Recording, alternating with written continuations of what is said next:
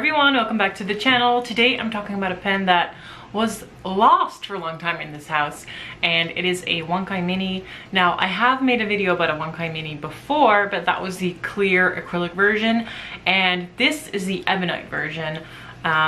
Like years back, I gifted James the Ebonite version of this pen. He lost it like twice, and then when I came here, I moved here to the United States. I was like, why is the Ebonite not in your pen case? And he just didn't know where it was. Recently, I was cleaning up in the hall closet and I found a pen roll that I thought was empty because I'd seen this pen roll many a time, but I thought it was empty, and then I actually felt in it, like there was pens in it. There were 2 pens in it, and there was ink still in it. So this pen was like inked for over a year at least before I found it. Funnily enough, it still wrote, but I have cleaned it out and re-inked it. But yeah, kind of miraculous at that. Anyway, let's switch a shot and look at this mini pen made of Ebonite. Alright, here I am with the Ebonite pen, and it is really hard to capture on camera that it is a blue pen. It has blue elements in there, and it is beautiful, but even though the lighting is pretty decent, it is not picking up, and that makes me a little sad. But it is a very dark blue, so sort of makes sense, but it is still blue. I think you can see like a blue shine on it. So this pen was at least put away for a year, maybe a year and a half, and it still wrote when I found it. Now, I had no idea what ink was in there. I thought it was Lamy Blue Black, but that would be weird because I believe that is a permanent ink, might even be Arngol, and the nib on this is steel, and it's still perfectly fine. This is the tiny nib. It is a very simple nib. You can probably switch this out with something else. It is a fine nib. It is unscrewable. The whole unit comes out. I did that to clean it because it was fairly dirty. The section is a little moist because I didn't dry out the cap properly. Now, this is a pen you have to post. I have written with this unposted, of course, but it's very, very small. It is a posting pen. It has threads on which you can post the cap, and it works perfectly fine. And when you do that, it is a really decently sized pen. Its body is quite girthy, but then the section is not as girthy, and there is quite a step here. This step is not sharp, so this does not bother me at all. Also, the threads are not very sharp, so you could technically hold it higher. It wouldn't be bothersome. I just hold it here at the section because that is the most comfortable for me. But you can hold it anywhere. It tapers the section so you don't slip and touch the nib accidentally. And this is a eyedroppered pen.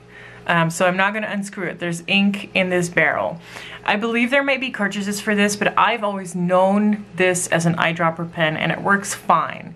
It has great ink capacity because of it, and it is not a very leaky pen. Now, I must admit, I did put some sort of grease on the threads, specifically the grease that comes with TWSBIs, which I don't think is actually silicone grease because it's so liquidy, but it is some sort of grease in that category. But yeah, grease the threads, you should be fine. There is no O-ring on there. But yeah, no leakage whatsoever. It really works very well. Oh, you can see the nice pattern right there in that light. And it is a great writer. Weight-wise, it is very light, so if you don't like light pens, I don't think this is for you. But all in all, very comfortable to write with. For some people, I think this would be great for longer writing sessions or journaling sessions. This pen, I was looking it up to see if you could still buy it, but I could only find the clear one. And I mean, if you like the clear one, that's fine. I have 2, and it's very nice. But this Ebonite one I couldn't really find for sale. I did see that they make resin ones now, which are very pretty. and I do like those, but this particular model doesn't seem to be for sale right now. The price on this was much more expensive than the one that I have that is clear. It was about 50 bucks back when I bought it. And yes, for a steel nib, that was quite pricey. And it's a very fine, kind of generic nib. Doesn't mean they don't write well. They do. I like the Wancai nibs, and also like the Moonman nibs. Like, I don't really have many complaints. They tend to be fine but fairly wet, which I really enjoy. And this one is not different. So this is a fine nib, and it is fairly wet. So it's a little drier here because I hadn't written with it in a couple of days, and it had been uncapped for a little bit. But here the ink situation is a little wetter, and it is completely to my liking. I wish they came with broad nibs, but they do not. Now, as I said, you can probably switch in a different nib. I have not experimented with this. I bet there are people who have. I'll try to find someone who has put a different nib in it and like post the link below, but I don't know who or what or how yet.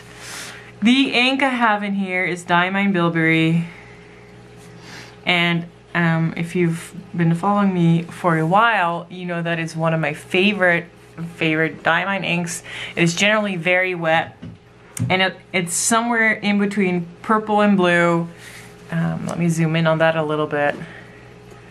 And yeah, it's one of my old favorites. It sheens like a goldy color, and anything with sheen is good by me. One thing I want to say is that this nib feels a little sharp, like it could cut the paper when you do side strokes. I don't know if you can hear the nib. I'll be quiet for a second. No idea if that picked up. I might try and increase the volume a little bit, but it does seem, if you do straight side strokes, it feels a little sharp.